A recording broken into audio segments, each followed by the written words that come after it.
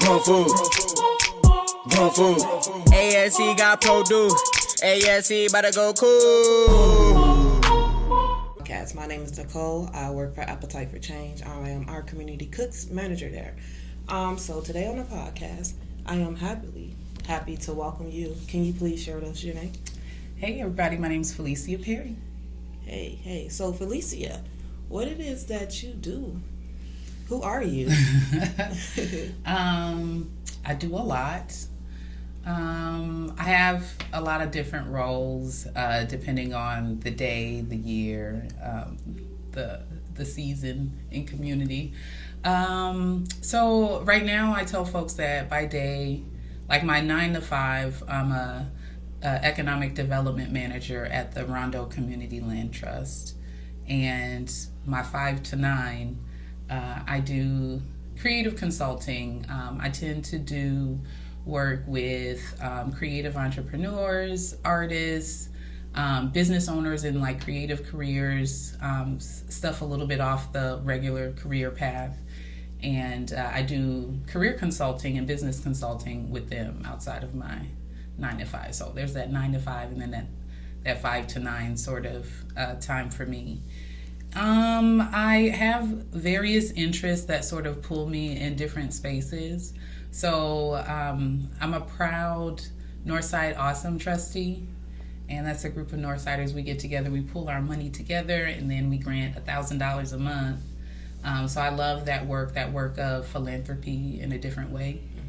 And I also serve on the board of Vivid Black Paint Circus Arts. And Vivid Black Paint is a lot of things, but essentially they do programming.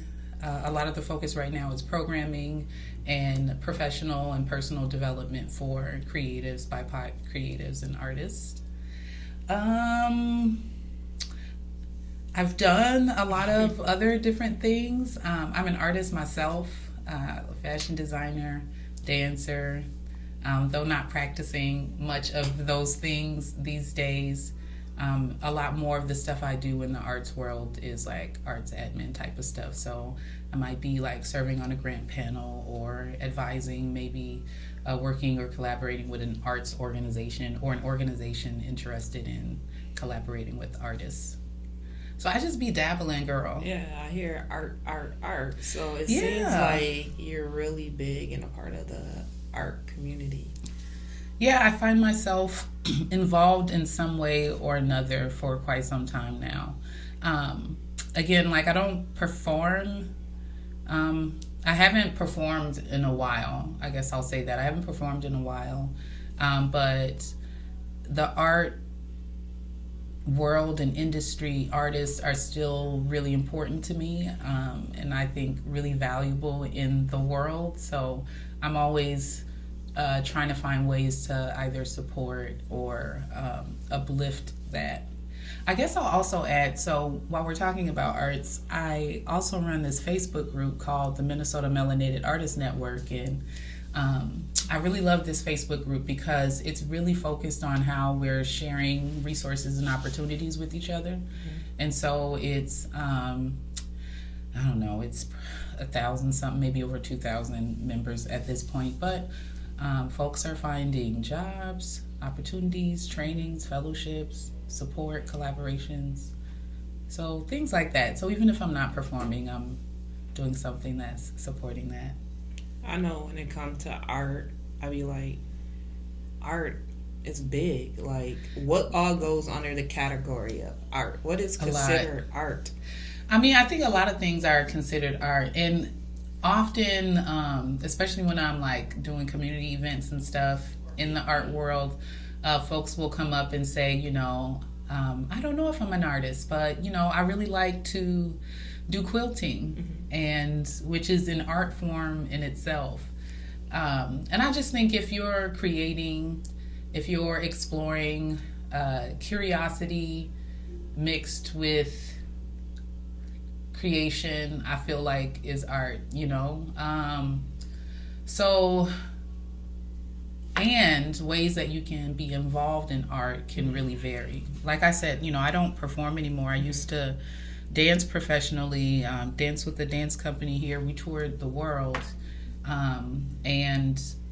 But I don't dance anymore. I haven't danced since like 2018, I think. Where are we now? Yeah, I think it's been like 2018. And yet I get to support dancers or even dance organizations. I'm still involved in these different ways that I feel like I get to still experience art. I'm a lover of art. I don't have to be creating it to enjoy it. And everybody's different with how they interact with it. So you don't have to be an artist to love art, to appreciate it, to support it, or an active artist. So yeah, it's a wide range. I think the roles that, like even my role in this consulting space, it's where a lot of the folks who come to me are people who are trying to figure out like their next step or their next move. They either might feel stuck or just kind of confused or in transition from something. And so they're in this space where they're trying to figure out like, oh, I've been into this thing, or I've been working on this thing and I haven't done much with it, or I'm trying to get it to this next level.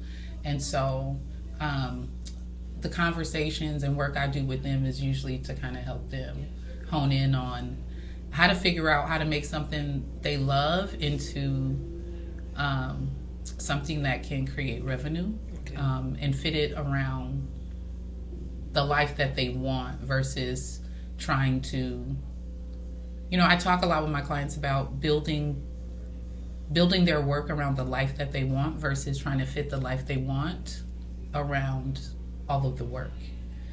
And so I think you move with a different type of intention, and I think you experience your life, you experience the world a little bit differently when you do that. When did you fall in love with art? At what age? Like when did you know you was like, this is it for me? I feel like I was always interested. I didn't realize like art or an artist or that was a thing till I feel like it was, I think third or fourth grade sticks out to me. It was something in school. We were supposed to draw pictures of like our family or something. I just remember, in my mind, I just remember it's these, very elementary drawings of people, but I think I was just so into it. The colors, I was trying to, make details of what the clothes looked like and the hair and how everybody's hair was different. And I just remember getting a lot of affirmation from people who saw it. And that opened my mind to, I have a talent.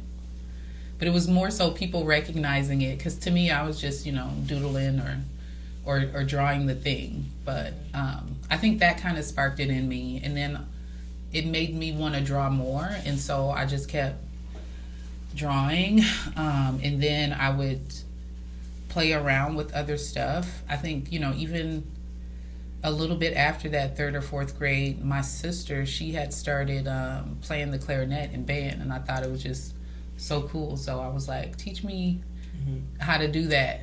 And so she would teach me. So then I just started playing around with it. So it was just my curiosity and exploration. And then I would find out I would be really into it. I would find myself just for hours doing a thing, and really enjoying it. So yeah, but it being called art or something creative didn't happen till sometime in school, and it really stuck with me all throughout. Some form of art has always been a part of my life, whether it's music or growing up singing in the choir. Or did your detail in your artwork that you made in third grade inspire your designing fashion, like all the little extra stuff? For sure, yeah. Some of the stuff I used to draw and I was so into was drawing like the clothes and stuff that folks were wearing. So like my background and upbringing is very humble. We didn't have much money. I spent parts of my childhood in like foster care or homeless. So just having the resources to kind of get the clothes and stuff I wanted wasn't available to me. So I daydreamed a lot about the things that I liked, the things I thought were pretty, or, you know, even if I didn't have the resources to get them. So I drew a lot of like clothes and outfits and even shoes. I went through this phase of like, you know, drawing shoes because there was like details and stuff in there, and I kind of obsessed about them. And when I started designing and making clothes was somewhere in like 7th grade. I just remember there was this like auntie, this village auntie. I can't remember who it was, what her name was, but there was this one time she was teaching me and my sisters how to hand sew because we had got Barbie dolls that Christmas. And, you know, of course, limited resources, we weren't able to buy a whole bunch of clothes. Mm-hmm. So she had gone up to like, I don't know, some fabric store or thrift store or somewhere. But I remember just getting these like pieces of fabric and some thread and needles and just showing us how to use paper to like cut these basic patterns and then like stitch them. And I was just blown away. I was like, did I just make a little dress for this doll? Right? And then, you know, my sisters, they kind of did it, but like I obsessed about it after a while. I was like, wait a minute, you can like actually just like make the stuff. And then I experimented with trying to make shoes. Now, everything wasn't cute. Everything didn't work out, but it was just this curiosity about it and just trying to figure out how you take this 2-dimensional thing and put it on this 3-dimensional, you know, doll. And so that just kind of extended when I got older, and you know, we had to shop at the thrift store, and the thrift store closed at that time. The thrift stores were not like they are now. So I'm Northside. We're Northside. So do you remember the DAV? Of course I remember. Okay, it's becoming this housing development now. That's site, right? There, yeah. Is that what it is? Townhomes? Yep, they're like townhomes. I ride past them every day. Mm-hmm. Yeah. But the DAV, yes, my grandma loved the DAV. Yeah. So back then it wasn't as cool to be up in the thrift store, and like my mom would have us up in there, and I'd be like, please don't nobody see me. But you know, having had that and the clothes being so outdated at that time, I would from the early 1900s. Yeah, you know what I'm saying? Like people's grandma's clothes, and it was like there's a reason why it's here. It's like just one step from the trash can. And then back then too, because smoking was such a thing, everything I felt like smelled like smoke, and I have this very strong sense of smell, so everything stunk. But at any rate, the clothes wouldn't always fit or be stylish, so I would start messing around with my clothes and like hand sewing and stitching and changing it so it either fit or was more stylish, or at least my style as I was discovering my own style. So that's when I first started kind of like playing around with clothes. And just later after I had my son, and I think this was at the time where I think it was like YouTube is not quite what it is now, but like YouTube, I could find these different tutorials, and then I would also find these sewing books, because I had gotten it, made this decision to learn how to use this old sewing machine I had. So I just started going to the library and getting books and trying different stuff, and I think the first thing I made was like a pair of leggings or something, some yoga leggings, and just kind of took off from there. Eventually I opened a whole company and everything. Oh, cool. Yeah, the DAV. You can't keep me out of thrift store now. Listen, I used to even have I need to get the membership card thing over at Unique again, and then like used to roll up there on Wednesdays and, you know, the special days. And I'm getting up there in age, so, you know, soon. That's my favorite store to go. I just bring my aunties. Bring my aunties, but that's my favorite store to go donate my stuff to, because they actually make everything look nice in there. And wait, which one are you talking about? The Unique. Unique? Yes, that's my favorite spot. You know, Unique is a for-profit. It is? Yeah, it is. The owner is a very, very well-off gentleman. Dang. Okay. So, like, there's this other part of my life, you know, where I get to even combine art with it. So I mentioned before, I'm the economic development manager at Rondo Community Land Trust, And the work that I do in that deals with, like, on this neighborhood level, like working with entrepreneurs and businesses in the Rondo neighborhood, really thinking about how can we reseed those 300 something black owned businesses that were displaced and lost when Highway 94 came through in the 60s in this black neighborhood, right?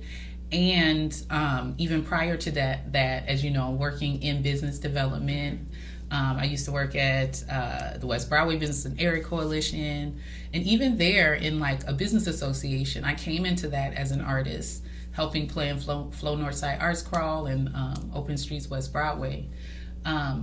Anyway, all of that got me into this, not just economic development, but like commercial development, neighborhood development, community development, understanding urban planning, city planning, and actually collaborating with institutions and organizations that do that work here in the city of Minneapolis. Actually, not even just city of Minneapolis. My work has been a lot of the metro area and Hennepin County. And now I get to work in St. Paul and Ramsey County and do some similar work. All of that to say, so circling back, I have this background in finance, and that's where I came to understand particularly some of the larger companies here, because I worked for a credit union, and some of the clients were like, local folks. So, but that's where I learned, and this is public information, that Unique is a for-profit. We just always assume that it's a nonprofit. So if how you donate, that matters. Just that's an FYI. I still shop at Unique. Yeah. I donate personally to Salvation Army and Goodwill. I go there too. I don't like how they just toss everything in the bins. They do, but I wash everything and I give things that are in great condition. And when I had my fashion design company, I actually used to repair the clothes, everything, so everything was always in like new condition when I would donate it. I just couldn't or wasn't doing anything with it, but like so you said take them goods to the Salvation at all times. Because I'm wanting to, I personally am wanting to donate to the nonprofits. I don't like how they don't wash the stuff, so y'all just know, y'all go to them thrift stores, they don't wash them clothes. They just hang them up. Yes, they do. Well, I wash mine. Yeah. So that's why if you donate nice stuff and wash it. Growing up having to utilize resources like that in order to survive, it gives me a different perspective. I know what it's like going to the food shelf and literally looking at that stuff and like, it's expired, it's food nobody wants. You can tell it was sitting in the back of somebody's cabinet. So like, if I donate to a food drive, I'm gonna donate good, yummy food that I like. You know what I'm saying? That, people really eat. I also think about dietary concerns, and I know, like, let's say if your family, is plant-based, you don't want to just have, so I just think about those things. Having experienced some of the things that I have really do shape how I show back up in the world, at this stage of my life and where I'm at in my life. Cool. So. I'm glad we jumped on that food combo because I have a question. Oh, I like food. I can talk about food all day. Let's talk about some food. Well, my question is, do you think food moves the world? Yes. Food is vital. It is a huge world resource that we all need, and it can shape your economy. It can shape your neighborhood. It can shape your life and your lifestyle. I feel like, and as far as moving the world, I think about mood. Yeah, the mood of the world. Like like individually, do food move the world? So basically, asking like, how do food affects the individual in their daily lives? Oh, okay, that's a different way to think about it. Okay, gotcha. Now that I understand. So, yes. So I enjoy food, period. I my family, we grow food. at home. So, we garden and grow. I guess you call it gardening. We grow our food. We grow food that we eat at home. And then I also like pretty flowers. But a lot of my flowers are medicinal too. So for me, food is medicine. It's also like, I love the experience of growing my stuff, figuring out ways to cook it or use it in my day-to-day life. It's connected me and my children a lot. Like we like to, so like food gives me this like warmness. It's like home and love and I just enjoy eating food. Like I love watching like food shows and things like that, and then hearing people describe it and pretend like I'm a food connoisseur, the texture, the taste, where it came from, what's the vegetable or this particular meat or whatever the case may be. So food puts me in a good mood generally. So without it puts you in a I'm a hangry person. If I get too hungry, but I recognize this in myself, so I will try to tell people like I need to eat. This would be a time to eat, and I feel like we shouldn't go do the next thing until I eat. Cool. I'm doing this for everybody. For everybody's best interest, right? Seriously, but there's even there's biological reasons around like when if your blood sugar dips or hormonal things and how food even impacts that. So, and I'm hearing things like certain foods can shift your mood. So, right. And a lot of people don't pay attention to their moods or their body when they're eating certain things, right? Like a lot of stuff happens off a reaction, but that reaction is caused by what? Was you hungry? Was you full? How did that? Were you sad? Were you excited? Yeah. I eat when I'm happy. I eat when I'm sad. People use the term like emotional eater, and it's probably, I don't know if that's an actual term or just how we describe something, but like I'll eat. Yeah, I'm not eating just because I eat when I'm happy too. I like to eat and celebrate. It feels like a cultural thing to me because me and the folks that I'm in community and relationship with, we do so much fellowship type stuff around food, where there's like going to brunch with the homegirls or going to my auntie's house for a holiday, and we all know that there's going to be food, and we're asking what should I bring or who's cooking what, or community events. I mean, we're in community, so like if you have an event on the north side and it's after 4:00 and you do not have food there, don't invite us. Stop playing with us. Exactly. And it better be some food. It better be some good food, and it's right? not even just about being hungry either. It's about, this is the time of day. Right. Families are usually together preparing food and fellowshipping, and we've got to take time away for something else. And typically there's going to be children, or there's a concern around where our children are going to be while we're doing that and what we eating. I mean, most of me and my neighbors were like, okay, so y'all got us here after 4 and ain't no snacks or nothing. Nothing. Y'all ain't got no, snack packs from Wendy's house or so, no sandwiches. Nobody was thinking, right? I noticed that when I'm overly stressed or whatever, how people go for the bad food, I catch myself going for grapes and water. Really? And I don't know why. I won't have I don't really want to eat, but it's you got to eat something, right? So instead of just going to grab something, I'll just get that. And I notice that when That's I'm good, stressed though. out, I'm I'll just you really stressed because you sitting over here eating these fruits because you need to eat something and drinking water you're doing what you're supposed to do, right? And it's just oh yeah. Well, does it help change your mood though, giving yourself those things? No, it's just it's just telling me you better eat something since you don't want to eat nothing. You gotta at least get something, right? Get some nourishment. Something in there. And it's just, I'm that's weird. I should be doing that all the time, which I do, but I do it more often when I'm overly stressed or something. You're right. Anxiousness makes me eat less. I feel like, now that I hear you saying that, I think when I'm anxious, I do tend to eat less. if it's like a happiness or even like sadness, the stronger emotions, I feel like I'm definitely going to eat. When I'm in those areas of, I think, confusion or fuzziness, I tend to kind of like... And I guess our body knows what we need at those moments. Like, you really under pressure. Let's make sure we're getting something in there. If it's not nothing, better than nothing. I do believe that food moves the world. That's why I asked that question.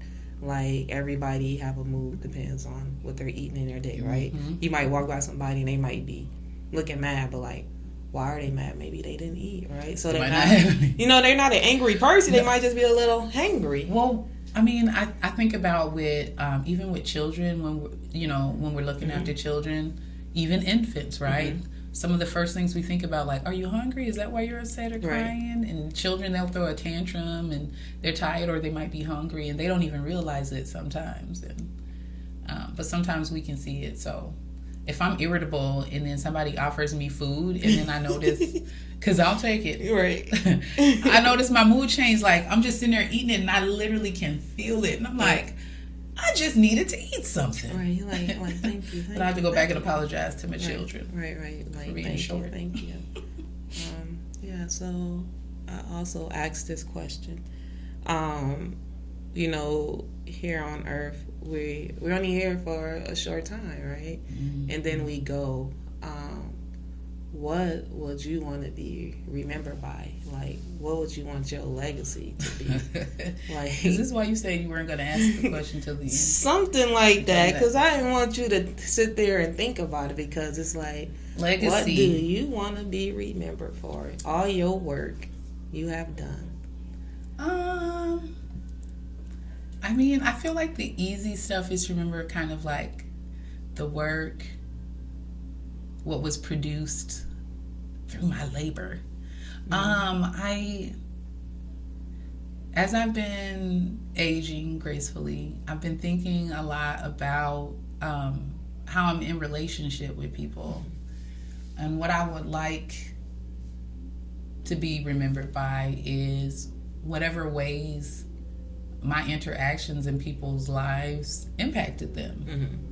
And as I've been losing people who were, important to me or dear to me, I'm just constantly thinking about what they meant and the different interactions that I got to have with them meant, the time I got to spend, the conversations I got to have, the art we might have created together. And I feel, and those things make me feel good when I think of them. It's a way that my grief feels not in vain. And so I think about wanting to be a person in the world in which it's, my real interactions with you made a difference. And it could be subtle, like, I take my role as village auntie really seriously, right? And I take my role as a sister really seriously. And so I think about those folks and what my presence in their life might have shifted or impacted or meant, or a moment of joy, or maybe they learned something. So I know I do a lot of things. Part of that is how I'm learning to explore and experience this world. I feel like a lot of times well, I mean, why not? Like, I'm gonna try that. But then I also feel like what I'm valuing so much is my relationships with people and what I learned from them or how I evolve because I knew them. So your impact matters. I think it does. I think all of our impact matters in different ways. And I be trying to remind some of my friends and even some of the young folks that I mentor around, like they have these ideas about like, I want to do this to then make so and so proud or something. And I'm like, I mean, like, you exist. You have all these amazing choices you can make. You do cool things. It matters already. Like, you're making people proud. So just honoring that in everybody, I think, is important. So yeah. Well, we are coming to an end. So are we? Yeah. This wasn't bad at all. Yeah. So I appreciate you for joining me and sharing out that information. Yeah, for sure. And just chopping it up. We have like a few more minutes, so we didn't get to talk about rest and the importance of it. So yes. Okay. So I like literally almost lost myself. Mm-hmm. It was like 20. I mean, I've had a lot happen in my life. I feel like God made sure that like this first part of my life and my iteration was going to be very challenging. A lot of challenges for me to overcome, and I think that's shaped a lot around like things that are really important to me that I take a lot of action around. Because I know it and my empathy around it is real. But I constantly felt like I was in like survival mode. No matter what the things were I was accomplishing, the fulfillment wasn't there, and I was just exhausted. And I also felt like I was kind of losing my mind. And it wasn't until I started making this commitment to the practice around 1, journaling, 2, meditation, and 3, like rest, and really understanding what rest meant to me. I didn't have experiences. I wasn't like taught. It wasn't instilled in me around rest. Self-care is like this new term. Seems like a privileged thing from what I'm seeing in the media. So I didn't fully connect with it in that way. But what I learned was I'm just so much better for it. I'm actually a lot more productive. So the stories I was telling myself about, if I rest now, I'm not going to get this work done, and then it's going to slow this up. Those were the stories I was telling myself. I like actually didn't know what would happen if I took the time to rest, right? Because I wasn't doing it. You know what I'm saying? Yeah. What I found was that, when you rest, the work doesn't necessarily go away, Right. I found myself so much more prepared and prepped, especially mentally. I can problem solve a lot more efficiently. I just, my clarity of thought is a lot more different. And then, I have some chronic health conditions which have required me to really reconsider how I take care of myself. I grew up very athletic. I was a dancer. I danced for years, and that puts a lot on the body. And as I'm like going to my doctor and stuff now, I'm like, what's wrong? It's just, as we age, we got to take care of ourselves differently. So I found a lot of value, and I'm really grateful of like all the stuff I was able to push my body to do in my 20s and my 30s. But now in my 40s, it's like, girl, taking a walk is just as beneficial as like taking some HIIT class, right? And the work on your knees is a little bit different than like doing all that high intensity stuff. And just even shifting where it's not so much about like cardio where I am in my life and how my body is evolving. It's, maintaining my muscle mass, and how I eat is also sometimes related to that, and what I'm intaking and how I'm managing that and how I feel about it, because I don't want to be a person who's consumed by food and like this nutrition thing. For me, it's really about aging gracefully is, aging with comfort and vitality and quality of life for me. Yeah. So I'm doing things not so much for an aesthetic or a training for a thing like I always used to. It's more like maintaining life or a lifestyle or a quality of life that I think I can achieve if I, do a little bit of work, discipline myself, and put some intention behind it. So, but yes, rest is a huge part of that. I do get a lot of stuff done now, but I rest a lot more, and I'm able to I feel like more clearly choose what I'm going to do and what I'm not going to do. And then meditating and being able to allow sort of those thoughts around this is going to happen if I don't work, and give myself grace and in metta meditation, tell myself that like you're enough when you rest. You are a human being, not a human doing. And just reminding myself of that, because I still get caught up, girl, but I know that it's important to take that time. So you too. So tell the people and myself to do what? Get your rest. Just rest. Look, it's gonna be there when you wake up. It will.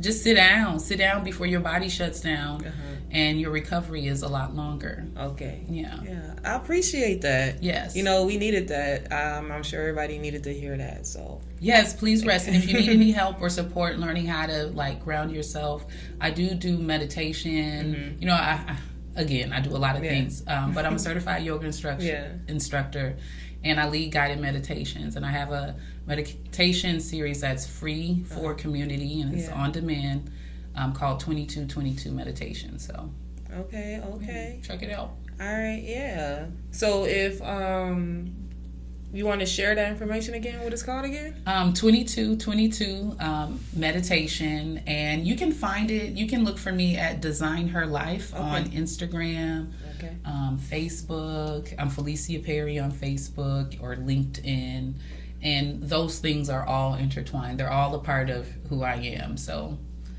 all right. Well, it was great to have you. Thank you for having I guess now me. we're ending it. I hope it was valuable.